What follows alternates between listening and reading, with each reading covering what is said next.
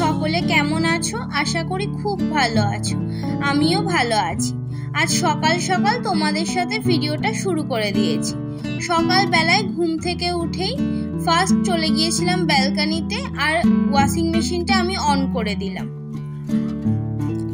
ওয়েদারের তো কোনো ঠিক ঠিকানা নেই, কখনো যে ভালোভাবে রোদ উঠছে আবার কখনো যে বৃষ্টি হচ্ছে কিছুই বোঝা যাচ্ছে না।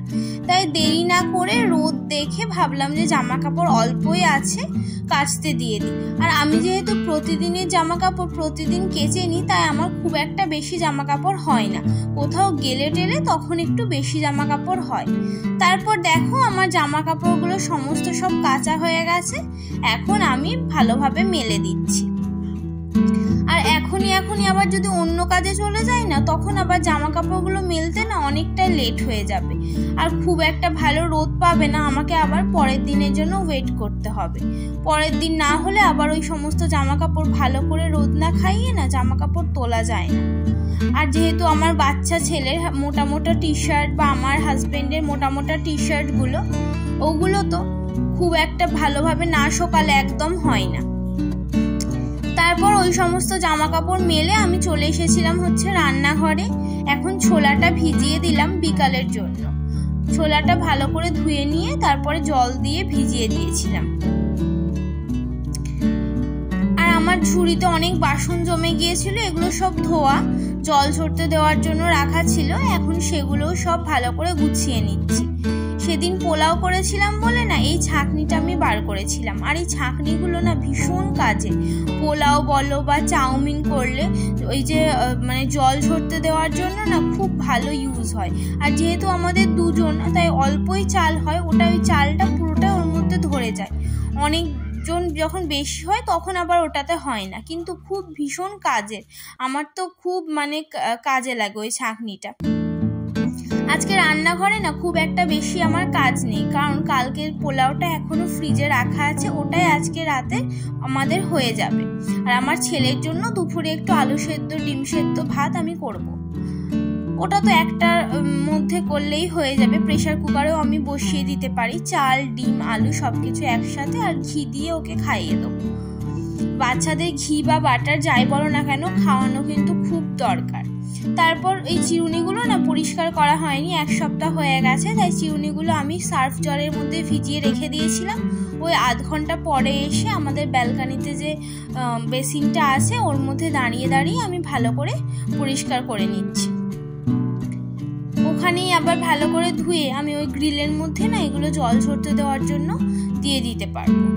চিরুনিগুলো ভালোভাবে পরিষ্কার করে নিই। আর যেহেতু এইসব জিনিস দেখবে এই কাজগুলো কিন্তু করলেই কাজগুলো করা হয়ে যায়, কিন্তু এইসব কাজ না ওরকম ভাবে ধরা যায় না, তাই না? মনে হয় না যে এই কাজটা আছে, কিন্তু দেখবে করলেই এই সমস্ত কাজ করা হয়ে যায় আর অনেকটাই তখন ভালো লাগে। এখন চিরুনিগুলো আমি ভালোভাবে ধুয়ে ওই গ্রিলের মধ্যে জল ঝরতে দিয়ে দেবো।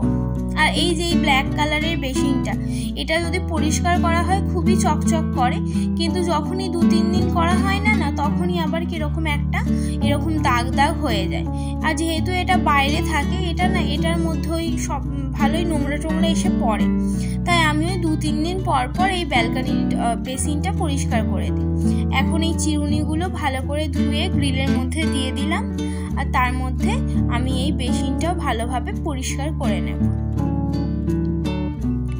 এইসব কাজগুলো প্রত্যেক দিন করতে পারলেই ভালো।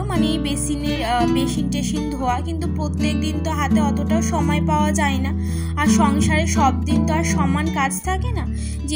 যেদিন একটু কাজের প্রেশারটা কম থাকে বা যেদিন মনে হয় যে এই সমস্ত কাজ আগে থেকে যদি প্ল্যানিং করে রাখা হয় তাহলে দেখবে কিন্তু করলেই করা হয়ে যায়। আর যেদিন একটু সংসারে কাজের প্রেশারটা থাকে সেদিন আর এই সমস্ত কাজে আর হাত দেওয়া যায় না। আজকে যেহেতু আমার রান্না বান্না ছিল না, আমি অনেকটাই ফ্রি ছিলাম।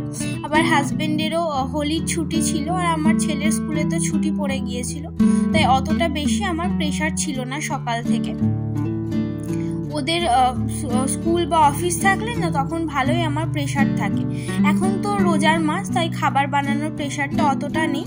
ছেলে স্কুল গেলে ছেলেকে টিফিন দিলেই হয়ে যেত, বাট হাজবেন্ডের যখন অফিস থাকে তখন কিন্তু খাবার বানানোর একটা ভালোই প্রেশার থাকে। ওকে টাইমের মধ্যে যেহেতু খাবার দিতে হয়, তারপর আবার ওকে লাঞ্চ বক্সটা গুছিয়ে দিতে হয়, তখন আর এই সমস্ত কাজগুলো কিন্তু করা যায় না। এই সমস্ত কাজগুলো দেখবে ছুটির দিন না হলে না খুব একটা বেশি আমরা করে উঠতে পারি না। তাও যদি আগে থেকে প্ল্যানিং করে রাখা যায় তাও করা হয়, না হলে আর করা হয়ে ওঠে না। আমি এখন ভালো করে এই বেসিনটা ধুয়ে নিলাম। আর ব্ল্যাক কালারের বেসিন তো এই সার্ফ দিয়ে ধুয়ে দিলেই কিন্তু ভীষণ চকচক করে।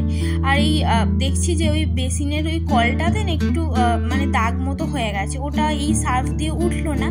জানি না ওটা কি দিয়ে উঠবে, হাজবেন্ডকে জিজ্ঞাসা করতে হবে। ওইটা দেখতে খারাপ লাগছে, আমি খুব তাড়াতাড়ি ওটাও ক্লিন করে নেব। তারপর একদম বিকালবেলা মানে সন্ধ্যাবেলাতে ইফতারের আগে আমি সমস্ত ইফতার নিয়ে আমরা চলে এসেছি এই লিভিং রুমে।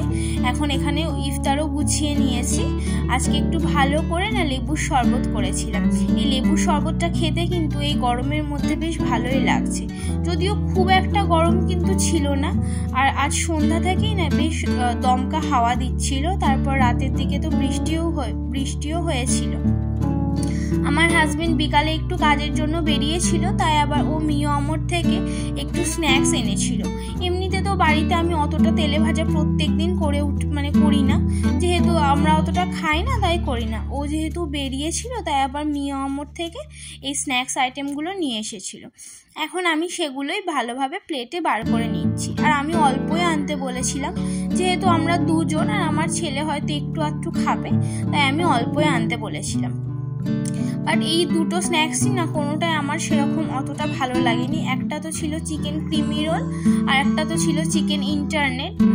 তো আমার খুব একটা দুটোই ভালো লাগেনি, একটু ড্রাই লেগেছিল দুটোই। আর ভেতরের পুরটাও যে খুব একটা বেশি ছিল সেটা কিন্তু নয়।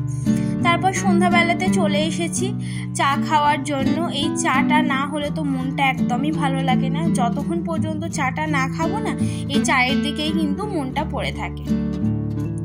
আর আমরা যেহেতু মানে চা প্রেমী, চাটা যেহেতু এখন তো রোজার মাস, চাটা কিন্তু আমাদের একবার হলেও খেতে হবে। আর এই সন্ধ্যাবেলাতেই চা খাওয়ার একমাত্র টাইম, তাই এই সন্ধ্যাবেলাতে চা নিয়ে দুজনে এখন বসে পড়বো। আর তোমাদের সাথে এই ভয়েসটা যখন আমি দিচ্ছিলাম না, এটা তখন রাতে, তখন কিন্তু ভালোই আমাদের এখানে বৃষ্টি শুরু হয়ে গিয়েছিল। বেশ ভালোই ঝড় মতো উঠেছিল। ঝড়টা খুব একটা বেশিক্ষণ হয়নি, ওই 5-7 মিনিট মতো হয়েছিল। তারপর কিন্তু বৃষ্টি পড়ছিল আর তার সাথে কিন্তু বিদ্যুৎও চমকাচ্ছিল।